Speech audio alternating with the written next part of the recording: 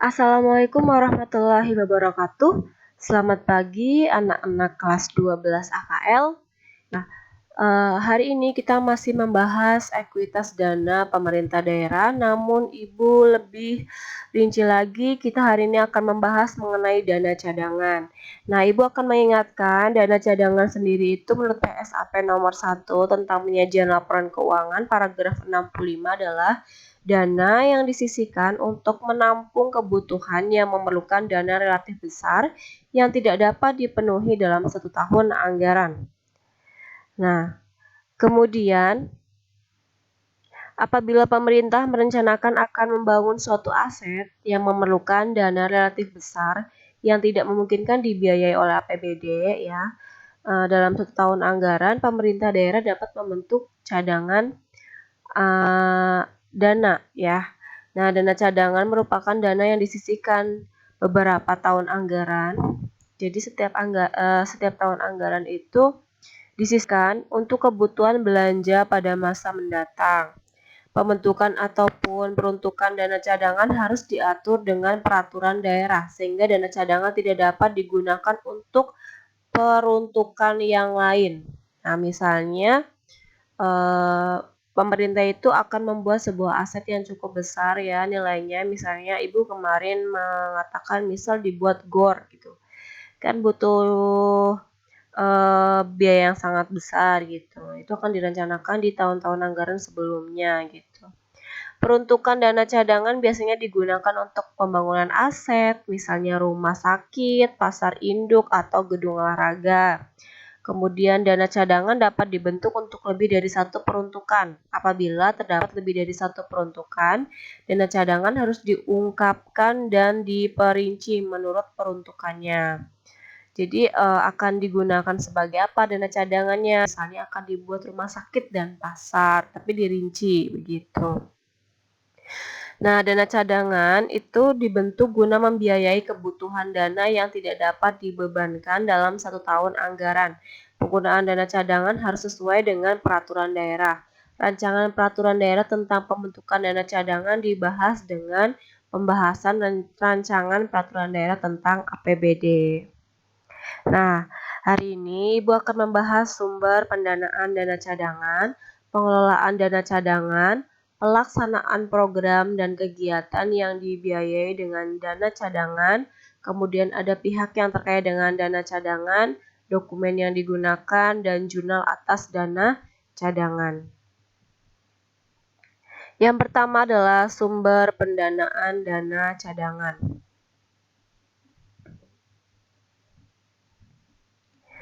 Sumber dana cadangan yaitu pembentukannya bersumber dari kontribusi tahunan penerimaan APBD, kecuali dari dana alokasi khusus, pinjaman daerah, dan dana darurat yang berasal dari pemerintah.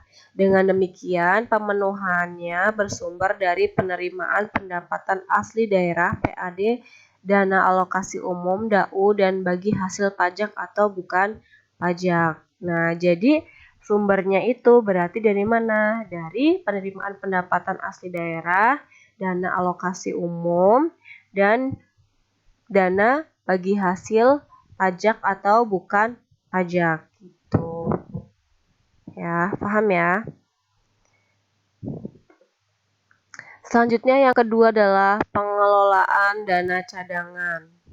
Dana cadangan haruslah dikelola dengan baik sehingga selama masa penumpukan sampai saat nilai cukup untuk digunakan dapat lebih produktif. Dalam hal ini kebijakan harus diarahkan pada upaya memberdayakan idle money dalam bentuk dana cadangan. Jadi kalau misalnya dirasa cukup digunakan ya sudah di stop gitu kan. Jadi hanya beberapa tahun, misalnya kita butuh rumah sakit, kira-kira kita dapat menyisihkan dari anggaran itu sekitar 4 kali tahun anggaran misalnya gitu. Kalau sudah itu ya jangan ditumpuk-tumpuk terus ya, karena kan yang namanya pembentukan dana cadangan itu kan harus ada perencanaannya untuk apa sih gitu. Peruntukannya itu untuk apa, rincinya seperti apa gitu.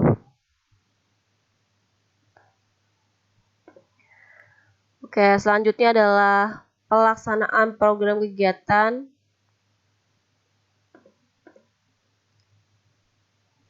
Pelaksanaan program dan kegiatan yang dibiayai dengan dana cadangan.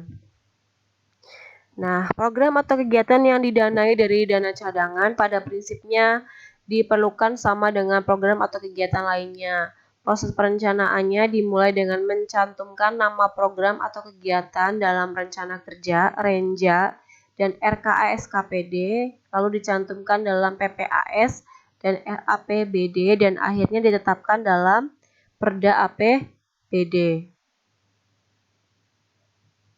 Ya, RKA SKPD itu apa sih? Rencana kerja. Ya, rencana kerja anggaran satuan kerja perangkat daerah, sedangkan PPAS itu adalah untuk PPAS itu adalah prioritas dan plafon anggaran sementara ya. Jadi di sini itu program prioritas dan patokan batas maksimal anggaran yang diberikan kepada perangkat daerah untuk setiap program sebagai acuan dalam penyusunan rencana kerja dan anggaran SKPD. Sedangkan RAPBD itu adalah rancangan anggaran pendapatan dan belanja daerah. Itu kalian harus terbiasa dengan istilah-istilah ya, agar semakin bisa memahami gitu.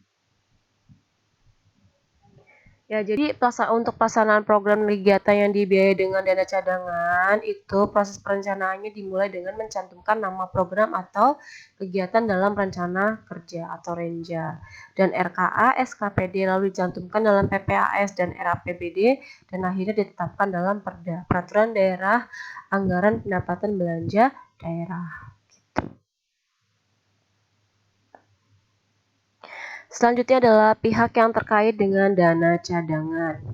Pihak yang terkait dengan dana cadangan itu adalah pengguna anggaran atau kuasa pengguna anggaran, bendahara pengeluaran, pejabat penata usahaan keuangan SKPD, bendahara umum daerah atau kuasa bendahara umum daerah.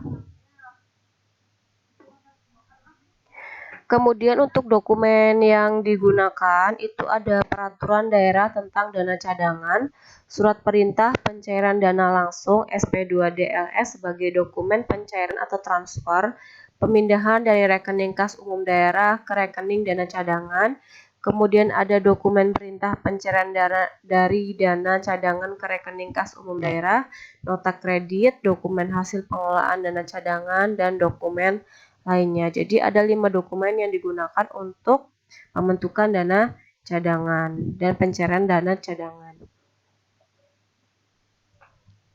Selanjutnya kita langsung ke contoh soal ya.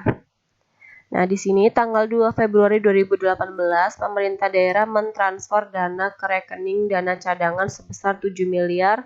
Dana cadangan ini akan digunakan untuk membangun stadion olahraga. Nah, stadion olahraga ini tentunya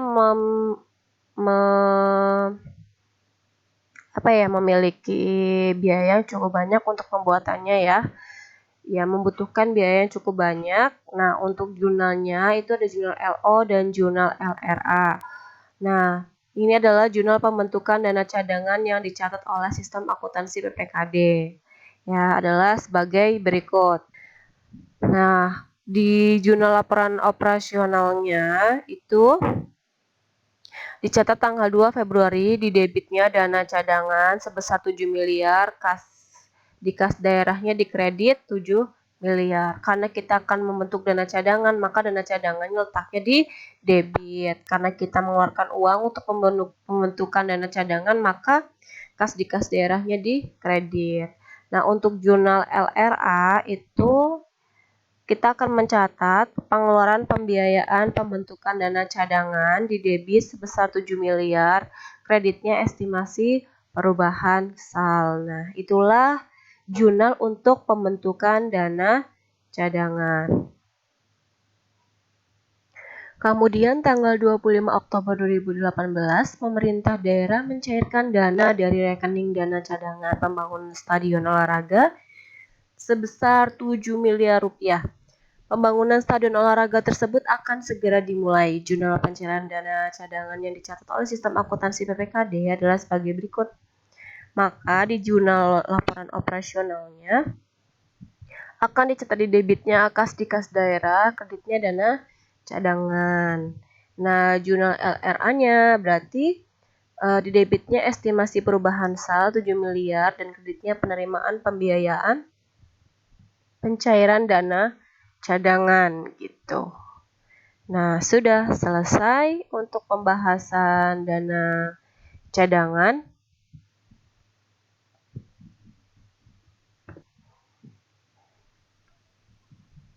Ya, jadi kita sudah belajar mengenai sumber pendanaan dana cadangan, pengelolaan dana cadangan, pelaksanaan program dan kegiatan yang dibiayai, ya, kemudian pihak yang terkait, dokumen, jurnalnya.